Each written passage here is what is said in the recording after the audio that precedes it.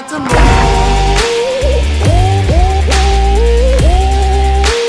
Trying to catch me yelling not to move. Trying to catch me yelling not to move. Trying to catch me yelling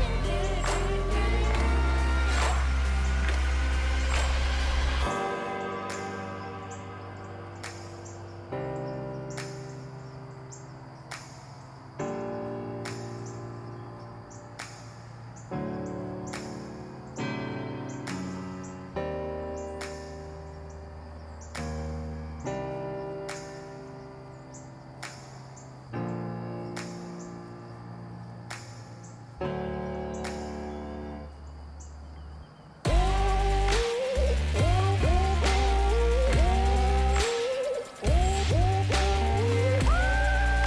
move.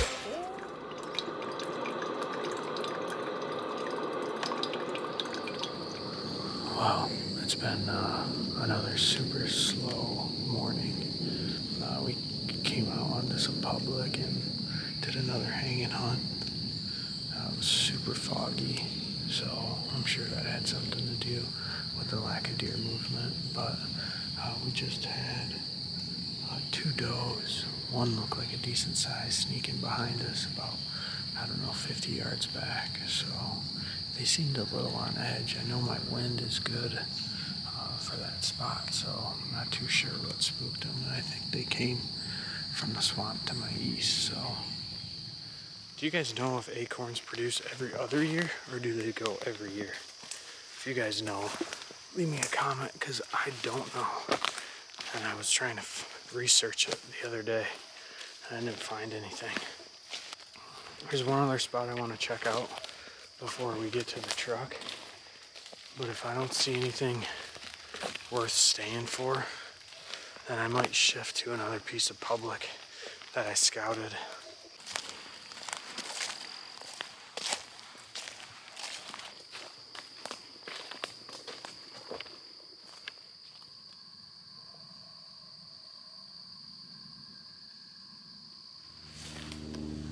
So we're bombing into this new piece of public.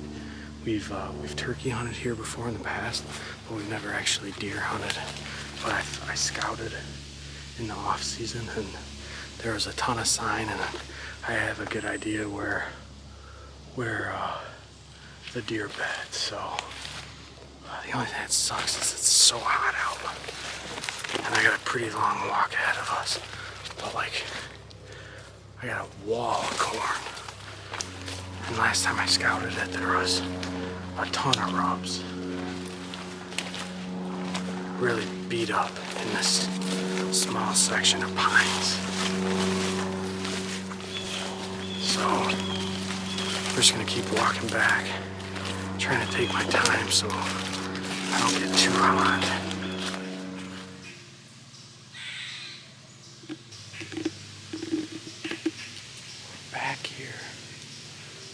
Rubs were that I found, but I'm not seeing any really fresh signs, so I'm wondering if we should be closer to that corn versus being up in these hardwoods. We're gonna scout it out real quick and then decide on where we're gonna get set up. All right, we're finally set up. It's almost 4 o'clock, so we basically did massive loop.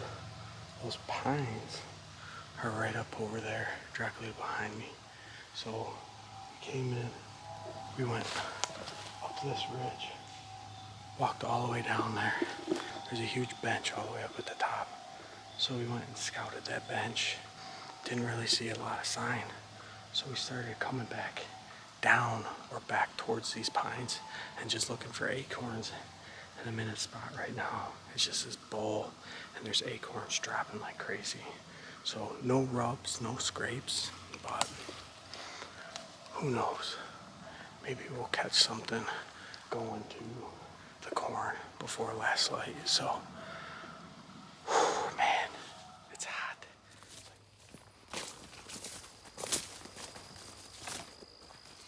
What is going on, everyone, and welcome back to another hunt recap for the Whitetail series here on Michigan Ambush Outdoors. Now, this past weekend was super slow out in the whitetail woods. However, we did go and hunt Friday afternoon, and we actually saw a decent amount of activity. Just unfortunately, we didn't see anything that was really worth harvesting, at least in our opinion.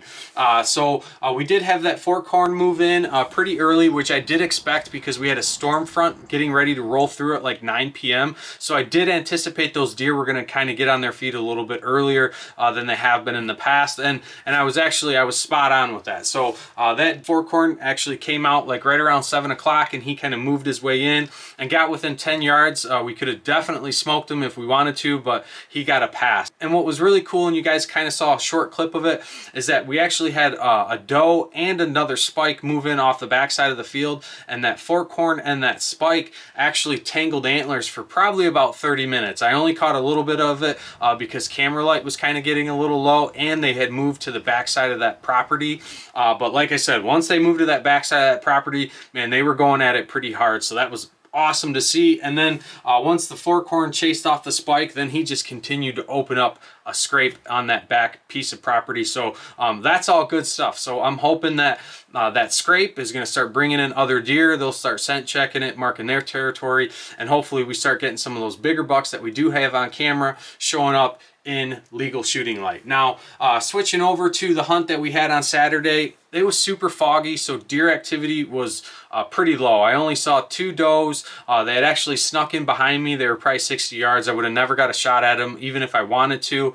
And I mentioned it in the video, but they kind of came in a little spooked. Now, I know my wind was perfect for that area, so I'm not sure if something on the other side of the swamp spooked them, or if maybe a coyote came and pushed them out of their bed. But they seemed a little bit on edge as they were walking through. And that's about it. That's all I saw on Saturday. Saturday afternoon, we shifted over to a piece of public that we've hunted in the past, actually only turkey, and we did scout that area in the off season, and it was tore up back there. But you know, we did not see a lot of fresh sign, and we did a huge loop up on that bench, and then we ended up kind of circling back around where we got into that oak bowl that was dropping fresh acorns. So again, I had high hopes that I was going to see something coming in to eat those acorns before moving off to that corn, but unfortunately we did not see any deer. And I think it has a lot to do with just the fact that it's been so hot here in Michigan. It's hopefully with this cooler temps, hopefully they'll get up and start moving in shooting light. Now, I do want to give you guys a quick update. I talked about it in the last video that I was having some issues with those spy point cell links. That is still continuing on. I'm still dealing with customer service. I'm still not getting pictures.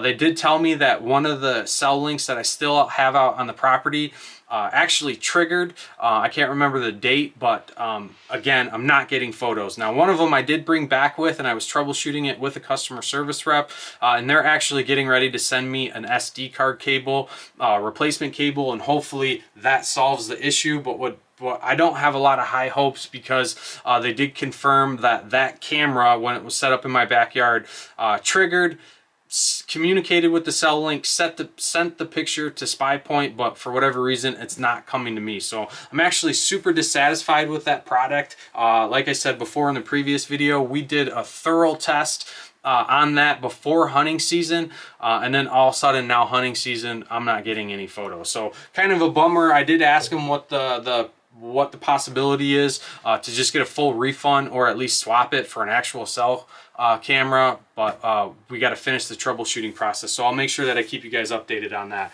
Now, real quick, I just want to talk about mobile hunting. because it is something that we're doing on the channel here a little bit more. So I talked about it last week, how I'm running that Lone Wolf Custom Gear 0.5 tree stand. That is still what we're running. That thing is a beautiful stand. I love that thing. It is small, it's lightweight, it's compact. But one thing that we did switch up this year is we went back to a single step. I'm running the Lone Wolf Custom Gear Minis. They attach to the stand very nicely. They're very compact, and then I just secure them with these J-hooks, so I don't have to use any bungee cords or anything like that. However, I've done 4 hanging hunts now, and I'm starting to realize that I really don't care for a single step stick. So in the up and coming hunts, you're gonna see me running my modified Lone Wolf sticks. I'd made a video on these. I'll put a link in the description below if you guys want to go check that out. But I basically cut these down, added Eastern Woods Outdoors double steps, and then Eastern Woods Outdoors cabelators.